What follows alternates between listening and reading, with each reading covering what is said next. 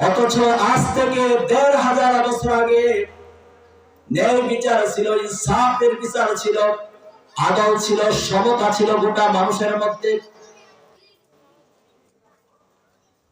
নবীরা চলে গেছেন, সাহাবীরা চলে গেছেন। সাহাবীদের নবীদের আমলে ন্যায় বিচার ছিল, ইনসাফের বিচার ছিল। সাহাবীদের সময় আবু বকর, ওমর, উসমান, আলীর জীবনে ন্যায় বিচার ছিল, সমাজে রাষ্ট্রে ন্যায় বিচার ছিল।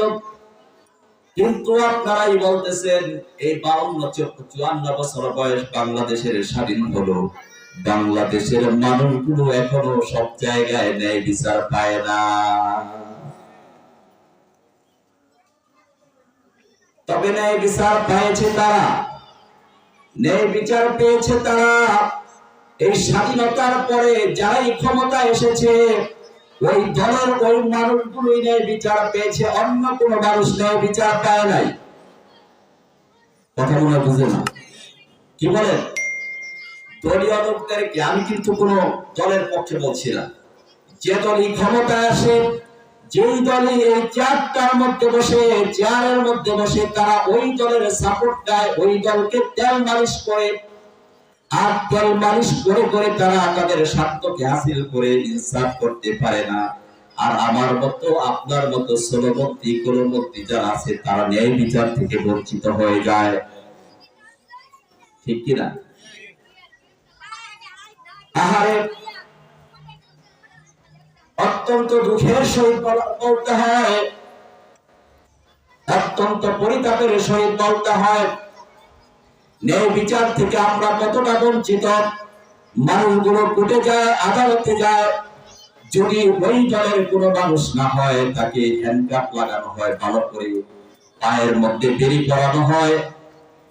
আর যদি দলীয় লোক হয়, দলীয় লোকেরা কত অন্যায় করে, কত সন্ত্রাসী করে, কত চাঁদাবাজি করে, কত খুন খারাপি করে, খুন খারাপি করার পরও জেলে যদিও লোক দেখানো, আই ওয়াশ করার জন্য জেলখানায় নেয়, তারপর তাদের পায়ে হাতে পায়ে তাদের করায়া থাকে না, হ্যান্ডকাপ থাকে না। ঠিক কিনা?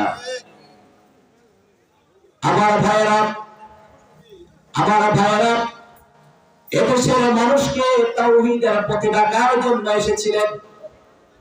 আমি যদি প্রসিদ্ধ একজনের আলেমের কথা বলি, গোটা পৃথিবীর মধ্যে আল্লামা সাঈদী নামের এই প্রিয় মানুষটাকে বাংলাদেশের জমিনে, যিনি 50 বছর ধরে তাফসীর করে করে অসংখ্য মানুষকে হেদায়েতের পথে নিয়ে এসেছেন, অসংখ্য মানুষ ইসলাম ধর্ম গ্রহণ করেছেন, এই মানুষটাকে একদিন নয়, 2 দিন নয়, বিনা দোষে তাকে কারাবন্দী করে রাখা হলো, ফাঁসির রায় দেওয়া হলো। সেখান থেকে যখন যাবজ্জীবনের রায় হলো, কিছুদিন পরে তার ক্ষমতার মস্তক চলে যাবে। এই সাইডি যদি বের হয়ে যায়, এই আল্লামা যদি বের হয়ে যায়, তাদের ক্ষমতার মস্তক ভেঙে যাবে, চুরমার হয়ে যাবে। কি করলো তারা? পরিকল্পিতভাবে তারা আল্লামা সাঈদীকে ইনজেকশনের মাধ্যমে পুশ করে গোটা পৃথিবীকে চোখ দিয়ে দেখিয়ে দিয়েছে তারা আল্লামা সাঈদীকে কিভাবে হত্যা করেছে নিজ হাতে। ঠিক কিনা?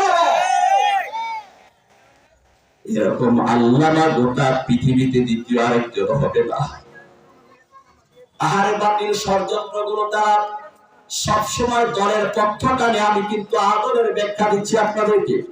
কিসের ব্যাখ্যা? আদলের, ইনসাফের। অথচ নবী বলেছেন ইনসাফ, আল্লাহ বলেছেন আদল করতে হবে, ন্যায় বিচার করতে হবে। আমাদের সমাজেও তো ন্যায় বিচার নাই। দেখেন তো ভাই, ভাইয়ের থেকে আমরা তো সবার কাছ থেকে ইনসাফ, হক আদায় করি। হক আদায় করা যথাযথ হক, শ্রমিকেরা হক পায় না, ভাই ভাইয়ের হক থেকে বঞ্চিত হয়, আদল থেকে বঞ্চিত হয়। এমনকি বাবা তার মেয়েদের প্রতি ইনসাফ কায়েম করে না, আদল করে না, হক আদায় করে না। ছেলের পক্ষ টেনে ছেলেকে সম্পদ বেশি দিয়ে দেয়, আর মেয়েটাকে বিয়ে দিয়ে কোন রকম সেরে ফেলে তার যে হক আছে বাবার সম্পত্তির মধ্যে, তার থেকে তাকে বঞ্চিত করে। কি বলেন?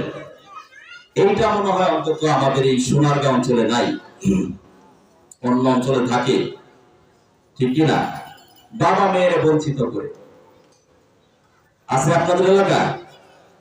নাই। এটা একটা হিন্দু সংস্কৃতি। কি সংস্কৃতি? হিন্দুদের কালচার, এগুলি মুসলমানদের ভিতরে কৌশলে, ইহুদি আর নাস্তিকেরা কৌশলে মুসলমানদের ভিতরে ঈমান বিধ্বংসী আল্লাহ বিরোধী ষড়যন্ত্র ঢুকিয়ে দিয়ে গোটা জাতিকে জাহান্নামের মধ্যে পাঠিয়ে দিতে চায়। যেমন মুসলমান আল্লাহ বলেছেন লিযাকারি হাক্কুল উনসাইন,